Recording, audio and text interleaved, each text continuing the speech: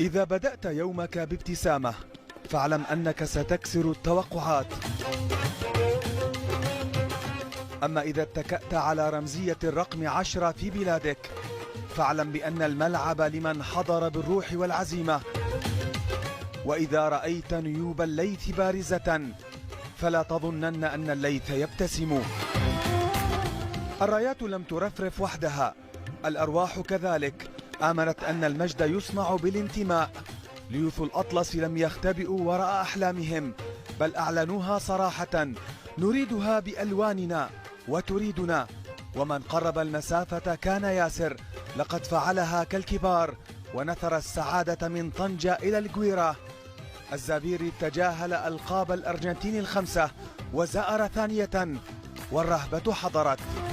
ومن حضر في تشيلي أخطر من في المغرب أننا على أعتاب الحلم. شمس الأرجنتين غابت لكن نجوم النهائي لم تغب عن سمائه.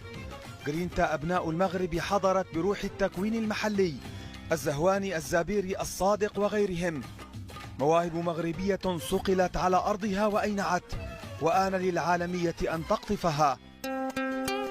من خرج حيا من مجموعة الموت تجاوز منتخبات من جل قارات العالم وتربع على عرشه للمرة الأولى في تاريخه.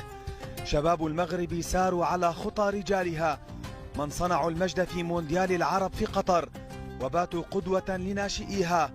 هم الذين إذا رأوا حلما بنوا له مسكنا في القلب لا قبرا في الذاكرة. رفعوا سقف الأحلام، عانقوها، وأخبرونا بأن المغرب لا يحقق الإنجازات فقط بل يصوغها بإيمان وصبر وحلم نطق به المغاربة. وما زال ديما مغرب.